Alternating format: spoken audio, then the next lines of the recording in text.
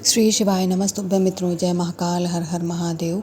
तो मित्रों, कैसे हैं आप सब? आशा करते हैं आप सभी लोग बहुत अच्छे होंगे। तो मित्रों, होली का पर्व आ चुका है, बस एक दिन की और कमी है और 3 मार्च को आप सभी लोग होली का पर्व मनाएंगे। मेरी पूरी यूट्यूब फैमिली को मेरी तरफ से होली की बहुत बहुत शुभकामनाएं। अब बात कर लेते हैं कि जो चंद्र ग्रहण पड़ रहा है उसमें सूतक काल जो लगेगा, उस कंडीशन में आप कैसे क्या कर सकते हैं। तो सबसे पहले जानते हैं आखिर ग्रहण का समय क्या है, ग्रहण कितनी देर के लिए लग रहा है। देखिए, वैसे तो जो ग्रहण का पूरा समय है वो 3 से 3.5 घंटे का है, पर हमें पूरे ग्रहण से कोई मतलब नहीं है। भारत में कितने समय के लिए लग रहा है, हमारे लिए कितनी परेशानी खड़ी करेगा, हम उसकी बात कर लें। सामने जो इमेज दिख रहे हैं मित्रों, गूगल के, आप लोग भी अपने फ़ोन में देख सकते हैं। वैसे मैं ये वीडियो नहीं बनाने वाली थी, मैं सोच रही थी आप सभी लोग देख ही सकते हैं, फिर भी मैंने बाद में सोचा कि मैं ज़्यादातर ग्रहण पे बताती हूँ तो क्यों ना एक छोटी सी वीडियो बना के डाल देती हूँ। तो इसमें मित्रों देखिए, लिखा हुआ है कि लगभग शाम के 6:30 बजे से 6:46 के बीच में, यानी करीब 15 से 20 मिनट ही अपने भारत में यह ग्रहण का समय रहेगा। यदि मौसम साफ रहा तो देश के कई हिस्सों में ब्लड मून की लालिमा देखी जा सकती है। ठीक है, 15 से 20 मिनट का ही रहेगा। भारत में इसका असर ज़्यादा नहीं रहने वाला। दिन में 3-3:30 बजे से लग रहा है, पर इसका असर जब हमारे भारत में नहीं रहेगा तो हमें पूरे समय से कुछ भी लेना देना नहीं है। ठीक है मित्रों, 15 से 20 मिनट शाम के समय ही यहाँ पर रहेगा। और भारत में आप सभी लोग जानते हैं कि 6-6:30 के बाद दिन यानी सूर्य देवता जी अस्त हो जाते हैं, दिन ढल जाता है। तो हमें केवल उसी समय से मतलब है जो समय हमारे भारत में लग रहा है। अब यहाँ पर अगर हम सूतक काल की बात करें, जो कि चंद्र ग्रहण पर सूतक काल का समय क्या है, ये सबसे कॉमन प्रश्न होता है जो कि पूछा जाता है। तो जो सूतक काल का समय, देखिए, ग्रहण का सूतक काल लगभग 9 घंटे पहले शुरू हो जाता है। तो 3 मार्च को सुबह 6:20 पर सूतक काल आरंभ हो जाएगा। बहुत ध्यान से समझने वाली बात है कि सुबह 3 मार्च को 6:20 पर सूतक काल आरंभ हो जाएगा। और सभी लोग बहुत अच्छे से परिचित हैं कि सूतक काल के दौरान कोई भी मांगलिक कार्य नहीं किया जाता। जो भगवान जी होते हैं उनकी मूर्तियों को छूना वर्जित होता है।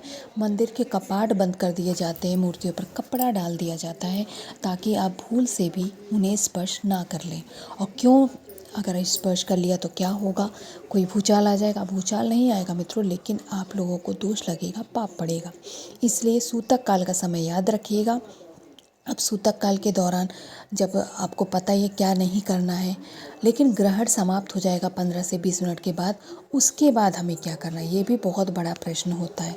वैसे तो सब लोग जानते हैं कि ग्रहण के दौरान हमें चाकू नहीं काटना, चाकू से कुछ काटना पीटना नहीं होता। जो हम गर्भवती महिलाएं होती हैं उन्हें तो और सावधानी बरतने की आवश्यकता पड़ती है। तो ये सारी चीज़ें आप जानते हैं, लेकिन ग्रहण समाप्त होने के बाद हम क्या करें, क्योंकि 6:30 पे तो ख़त्म हो जाएगा, 6:46 पे फिर हमें होलिका पर भी गुजिया बनाना है, सब कुछ करना है।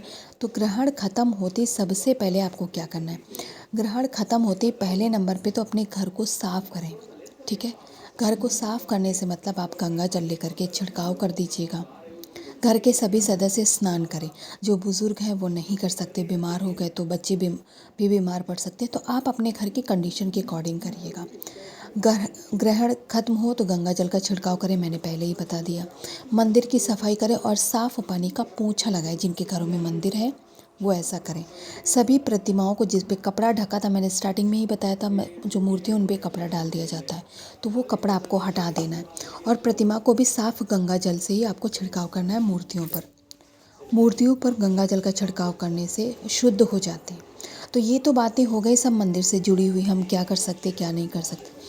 एक सिंपल सा उपाय कर लीजिएगा आप अपने पूरे फैमिली के लिए, ताकि किसी भी फैमिली के मेंबर पर ग्रहण का असर ना पड़े।